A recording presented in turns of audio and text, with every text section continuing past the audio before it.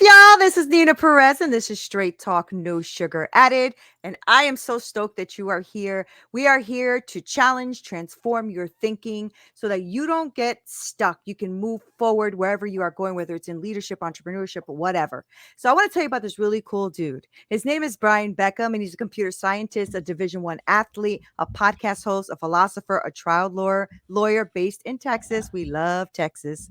And he's inspiring people to do things that they never thought that they could. I love that. So he has been voted a Texas super lawyer 14 consecutive times because he is no joke. Okay.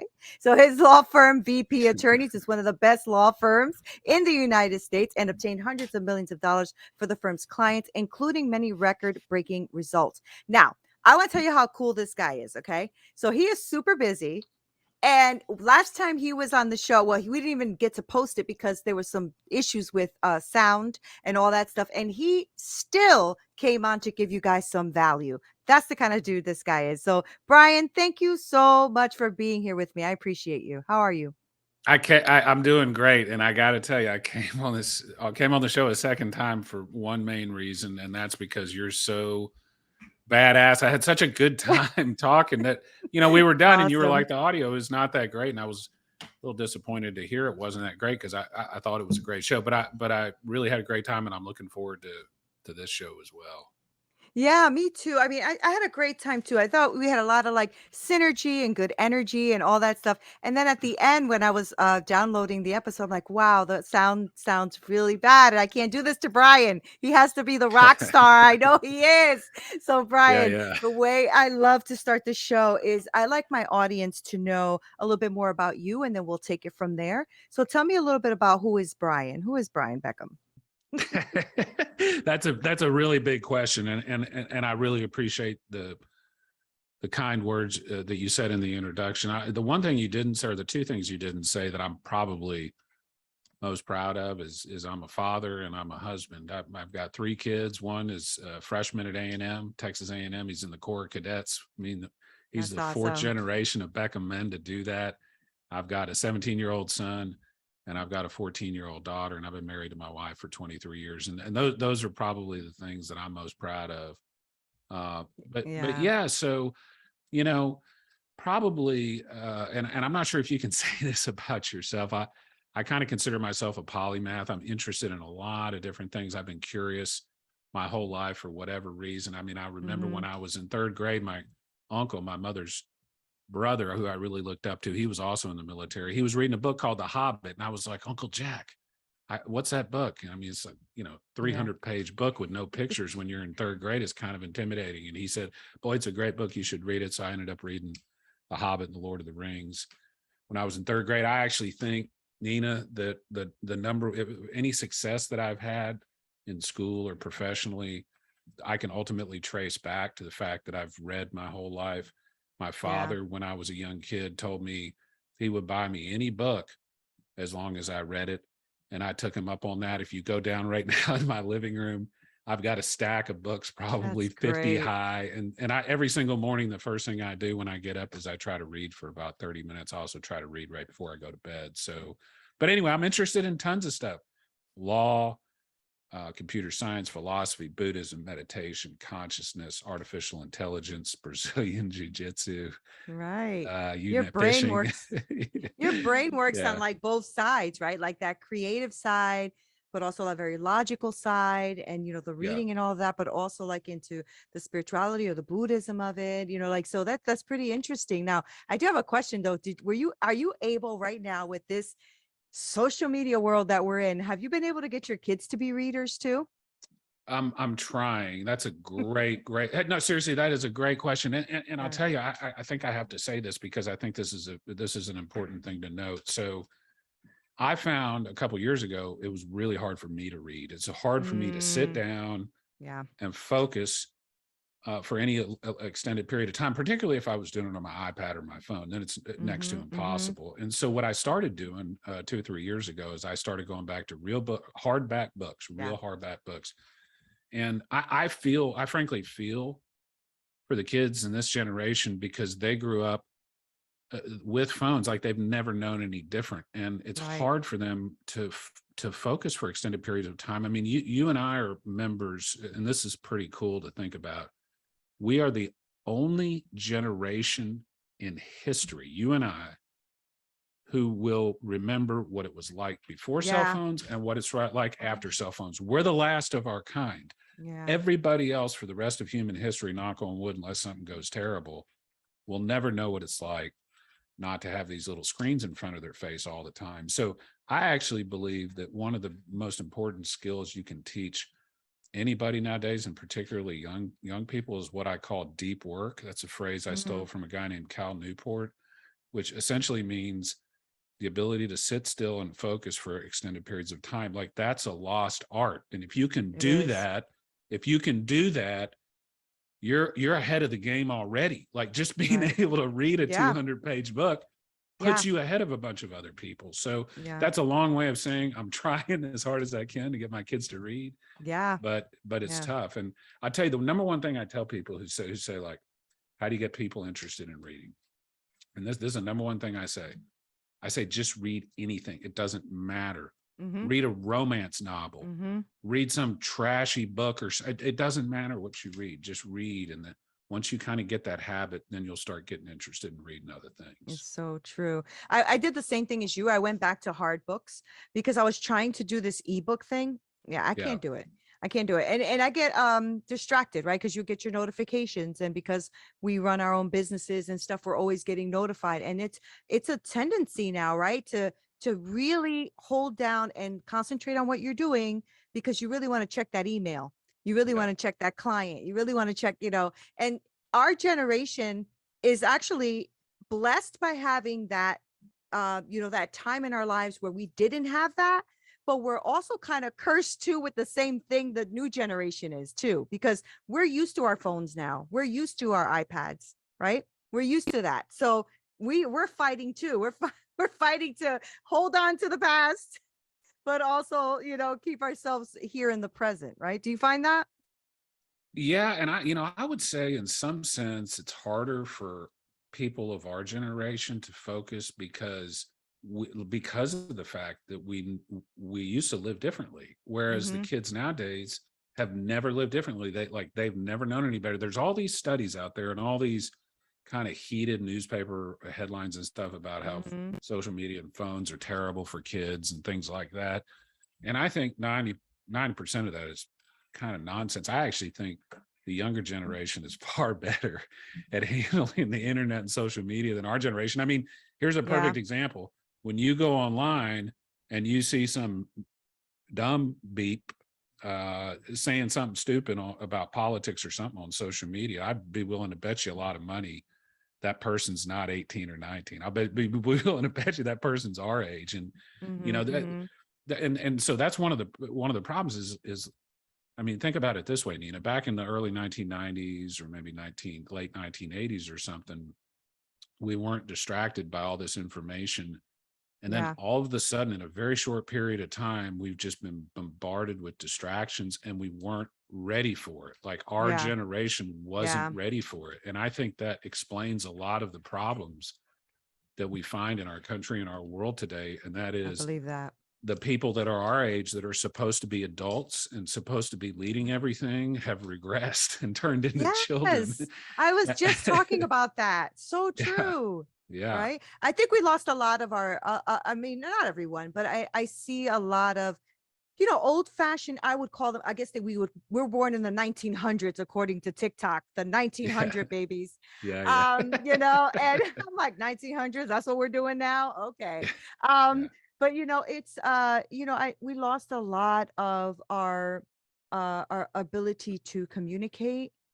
We've lost a lot of respect for our elders. I remember growing up, that's something you were sir, ma'am, thank you.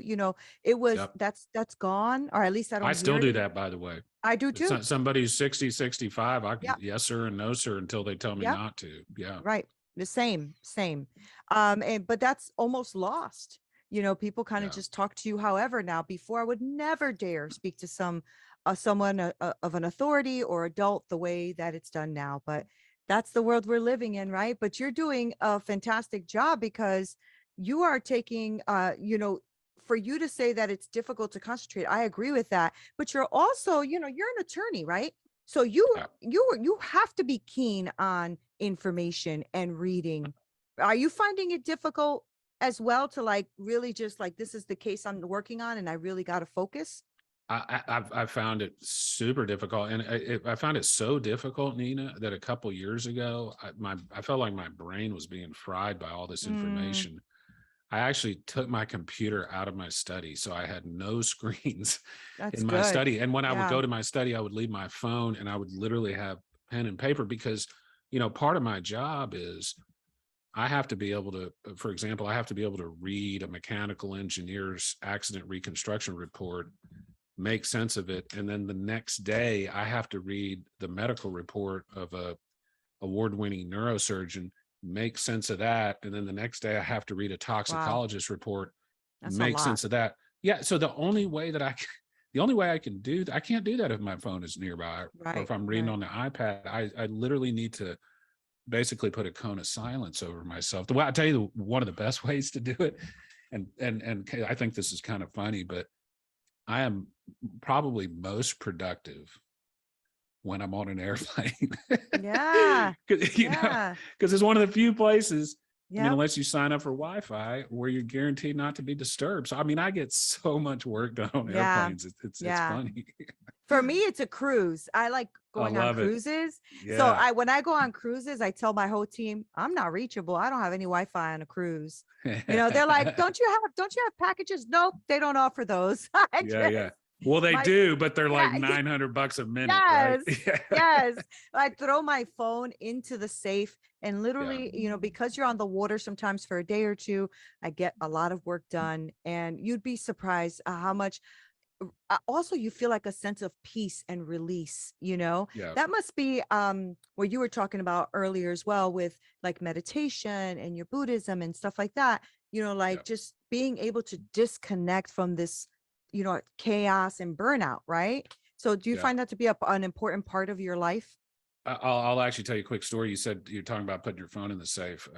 3 or 4 years ago, my family and I, kids and wife, went to Mexico, and I decided to put my phone and iPad in the hotel safe all 4 days. And Mm-hmm. I Good. told the people back at the office so they wouldn't worry. I was like, here's the hotel number. You can call the hotel number if it's an emergency, but I will not have a device with me for 4 days. And I tell you what, I'm a big journal writer. So Yeah. I have my journal with me, and I can go back and reference what I was going through at the time. But the first day or two, Mm-hmm. Nina, I mean, it was hard. Mm-hmm. And the fact Mm-hmm. that it was so hard made me realize how addicted we are to these technologies. But I'll Yeah. tell you what happened after a couple of days. I could almost physically feel my brain relaxing. And by the end of the trip, I almost Right. didn't want to check my messages because Right. here's the way here, and you talk about meditation and Buddhism and concentration practices and things like that. Here's fundamentally what I think it comes down to. Because of screens and because of technology, the information is always coming in. Okay. Mm-hmm. Mm-hmm. So it's always coming into our brains and into our senses. That's a new phenomena. It used to be there would be plenty of times where you could sit around and like you could sit outside on your back porch, look up at the sun and not be distracted for an hour. Nobody can do that Nobody. anymore Right. unless Right. you put your phone in the house. And so I think it's super, super important to set aside, whether it's a walk in nature, whether it's meditation, whatever it is, to where there is no information coming Coming in. in. Like you That's good. have some time to let your brain push some information out. So, Yeah. one example of that would be I used to listen to podcasts or interesting things whenever I went on hikes. And now, about half the time, I leave my phone at home, I leave my AirPods at home, and I just walk and kind of look at the trees. I'll tell you what, I have probably my best ideas when I'm doing Mm-hmm. that Mm-hmm. because the only time my brain gets Mm. to actually function like it's supposed to function. Right. Right. That's true. And I know that you also are. I wanted to talk to you about this too because when I was reading your bio, you were talking about how you really want to inspire people to do the things that they never thought they could. Right. Yeah. Yeah. And it kind of goes along what you're saying. Like you can disconnect. You can let your brain come back to its place. You can, connect to the environment, the nature, whatever's around you. How else is it that you're using all of that you do to inspire other people? Probably that's a really good question, Neena, and I appreciate that question. Probably the biggest thing. So I'm turning 50. We're shooting this podcast in the middle of November. I'll be 50 on November 30th. By the way, that's also Winston Churchill and Mark Twain's birthday, two of my heroes. Uh-oh. I'd really like to Uh-oh. say that. but I started about 3 years ago. I realized that I had been fortunate to be financially and professionally successful. And as a result, I got lazy. And I realized that success is dangerous because success tends to cause people to be lazy and not work any further. So I started looking for something to push myself. Long story short, I found Brazilian Jiu-Jitsu. And so at 50 years old, I'm in there fighting a bunch of 25-year-old tough guys. And I'll tell you what, it's the best thing I've done in the last 10 years. And so if you go to my I'm on Instagram and Facebook and Twitter and some of the other social media sites. If you go there, you'll see a lot of Brazilian Jiu-Jitsu content. And that's because I'm trying, I looked around, frankly, between you and me, Neena, and your guest here. Yeah, this is I only looked around. 20,000 or so. I It's know, fine. just we'll keep this between us and the 20,000 Yeah, people between us listening. guys. I looked around a couple years ago and I started looking at people that were in their late 40s and early 50s and said, I don't want to look like that. I don't want to feel like that. Right. I wasn't quite ready to go that route. And so, but I will tell you, man, That's real. When you get my age, it gets tougher and you got to be more, I find I got to be more dedicated, and it takes a little more discipline, and the muscles are a little more sore. And when I quit drinking alcohol, I don't lose the weight quite so fast. And so I'm starting to notice it. But I, one of my favorite sayings is your body, when it comes to physical fitness, is your body's very, very smart. If you teach it how to sit around and not move, it'll get very good at sitting around and not moving. And if you teach it how to move, it'll get very good at moving. So right now, that's probably the number one thing I'm trying to inspire people with. That in my podcast, which is a leadership podcast where I feature people that I think are super positive, cool people like you. And so those are the two things that are kind of motivate me the most, Neena. It's funny, right? Because I'm reading your bio and people are like, whoa, okay, so he's a Texas super lawyer and all this great stuff. And I guess because I'm not in law, right? So I just think about the enormous amount of discipline it takes to be a lawyer. I have friends who are lawyers. So I know that they are constantly, I'm on a case right now, Neens, we'll go out to dinner in a week or two or whatever it is, right? So they're always in the books, in the cases, trying to figure all that out. And so I'm like, but but not. And he does that, and he does jujitsu, and he goes, and he's doing a podcast. So the podcasting thing, I think our voices are so important, Brian. Right? I always feel like even if you reach the one person that needed to hear you, like there are pretty unbelievable things you are doing in people's lives by going on these podcast shows that you'll probably never hear about. You'll probably never know, but I promise you that there's somebody being impacted. Right. And that's important. Yeah. And I can't tell you how true I think that is, Neena. I think that's 100% true. I've experienced that with my own podcast. And here's my kind of working theory is if 10 people reach out to you and say, boy, that was a great show, I really learned a lot. It's 100 people felt that way. Like the people that actually take the time to say, and I'm sure this happens to you frequently. It happens to me probably a little less frequently, but it does happen. I'll get messages where people will say, I love your podcast. Please keep doing it.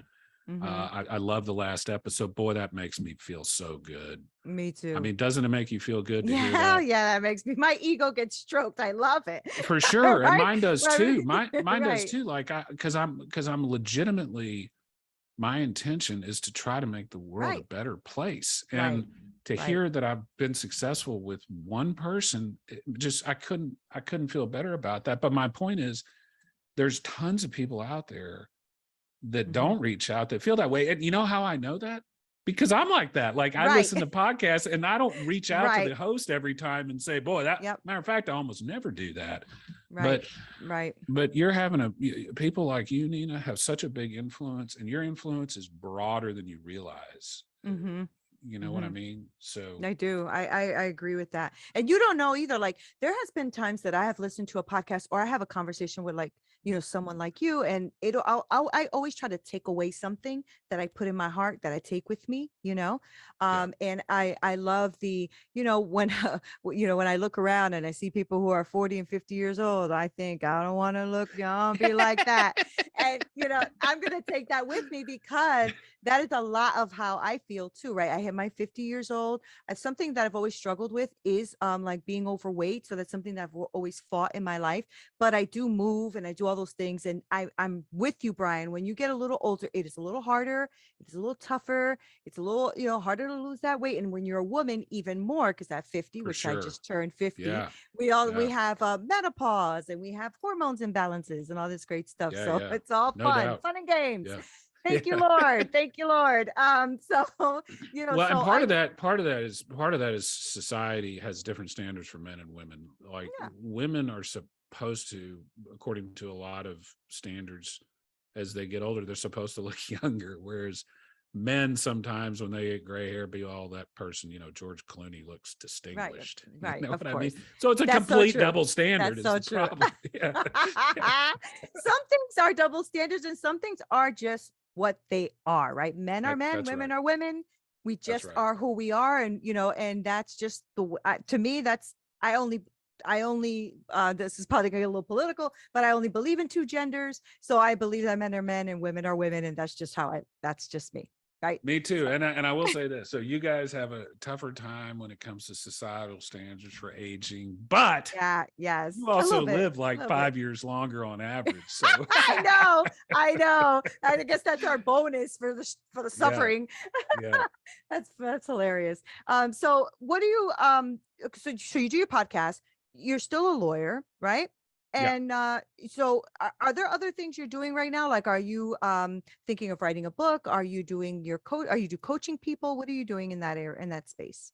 Yeah. So the coaching, I used to, so I coached youth basketball for 14 years and I'm Cool. finally out of that. I had a wonderful time doing it, but I kind of, I did my time. So Right.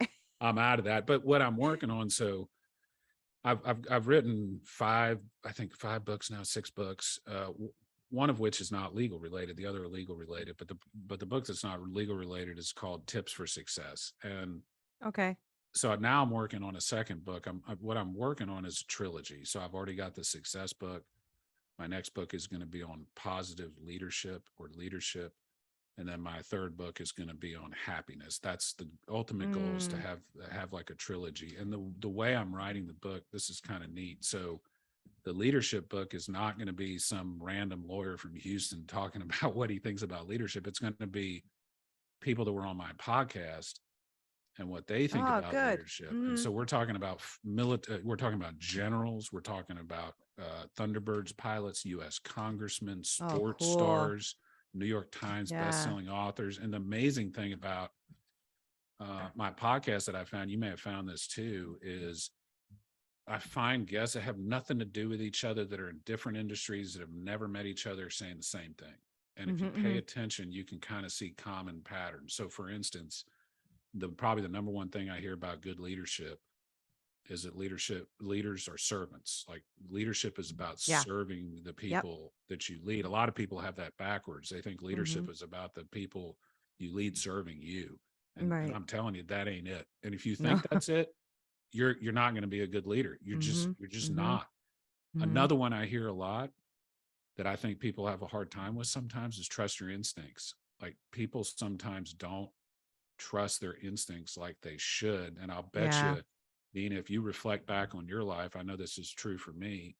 If I reflect back on my life and think about the times that I went against my instincts, and most of the time it was a bad Mm-hmm. decision. Like Mm-hmm. your instincts are there evolutionarily for a reason. That feeling you get in your gut is real. You should listen to it. So, Yeah. but anyway, the neat that so that's kind of the ultimate goal, is to have that trilogy of books and kind of leave that for my children and for the wider That's world. wonderful. Yeah, that's great. And I'm glad that you're focusing on leaders. I think that's the help that's really needed right now, especially since this kind of a weird space right now with after the pandemic, Yeah. leadership has changed.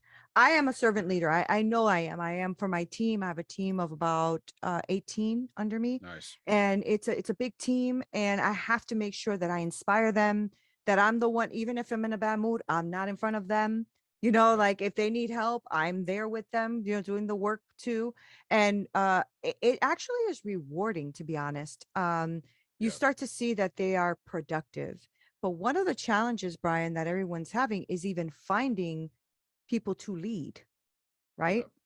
So that's good that you're trying to give them tools and tips and like strategies on how they can be the best leader possible. Cause let me tell you right now, it's kind of rough out there.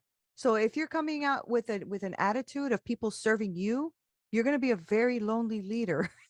Yeah. Yeah. Could Well, be. yeah, at some and long term especially. So Yeah, what does that mean, like to serve people, like as a practical matter? So we can say these words and phrases all the time and they sound great, but what does that look like in action? And so I'll give you one right, example. I tell people all the time. I have a law firm I run with a bunch of employees, and most lawyers, when you ask them what's the most important thing in your firm, they say the clients. And that's not true for me. The most right, important thing in my firm are my employees, period. If a right, client is rude to my employees, the client is fired, not right, the employee.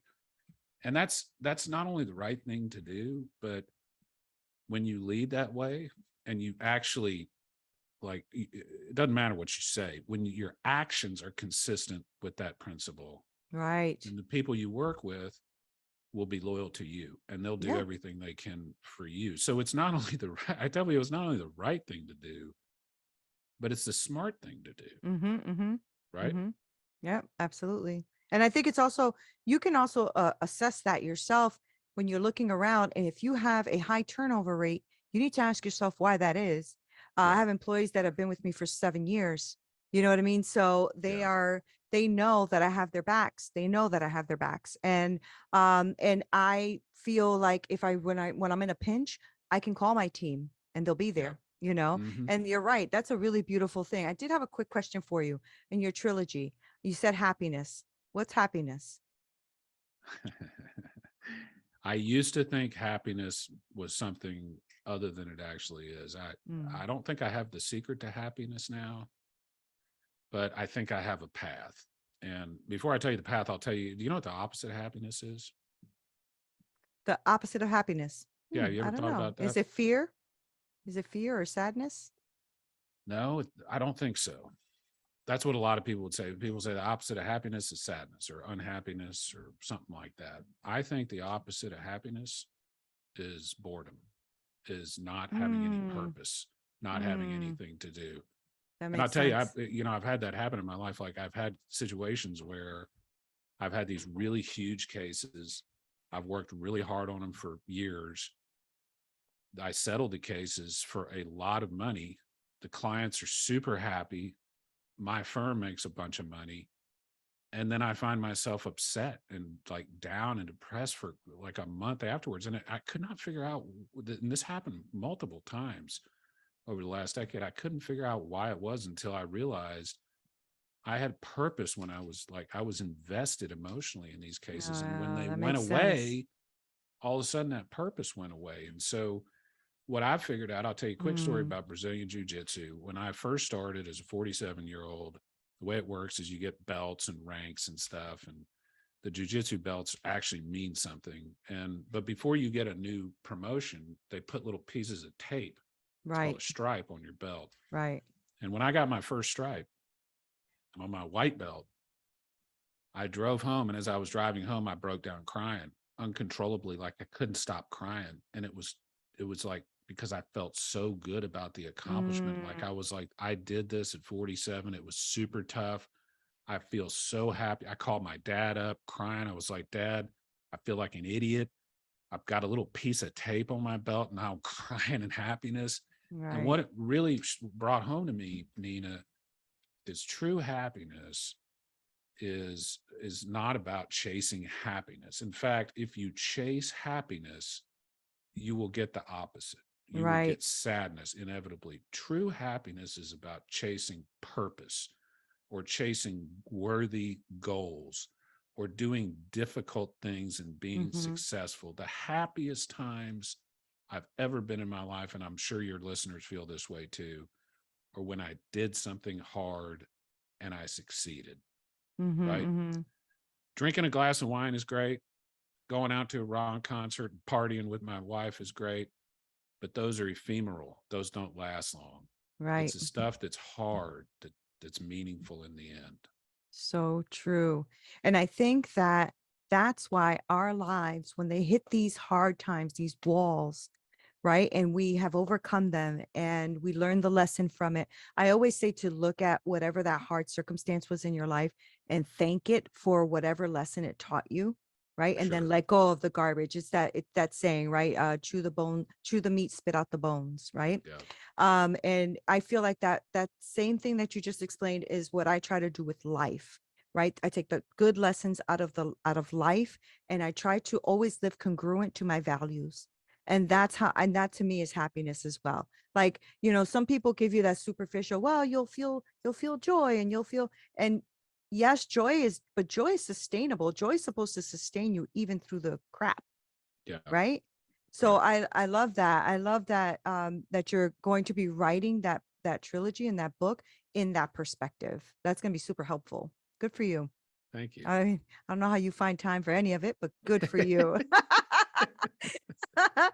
Brian, this was such a great conversation. And, again, I want to thank you because I know that we had some technical issues, but you are so gracious to have given us, over 30 minutes of your time and, being able to speak to my audience in such an authentic way. And I just wanted to thank you for being on Straight Talk and being here. But I do want to let people know how to either work with you or get your books or, all that kind of stuff. So give us all of those social media handles that we're trying to get people not to do all the time, but you know what I Yeah. mean? Yeah. Podcast, your everything. So law firm is VB Attorneys, V as in Victor, B as in Brian, VBattorneys.com, all one word. We're all over the social and the internet.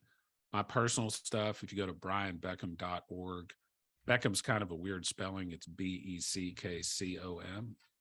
And then on the socials, I'm probably most active on Instagram or Twitter, Facebook. Is Brian Beckham Lawyer. And that's kind of Awesome. where you can find me. Yeah. That's great. Thank you so much for being here. I It's really been appreciate awesome. you. It's been awesome. You're a beautiful person, and your Thank you. show is awesome. And I apologize for the technical difficulties. Thanks for giving me a No, second chance. that It's is not embarrassing you when at a all. computer scientist technology doesn't work. I'll just tell you that. It's not your fault. It's not your fault. Thank you so much. And guys, thank you so much for hanging out with us. I'm telling you, Brian is just such a great human. He's just a great human. And like I always say to you guys, I try to find the best humans on the planet to come on here to grow, challenge, and transform your thinking. Please go ahead and pick up his books, follow him on his social media, say hello to him, let him know that you heard him on Straight Talk. I really love and appreciate you guys so much. This is Neena Perez, Straight Talk, no sugar added. Until next time.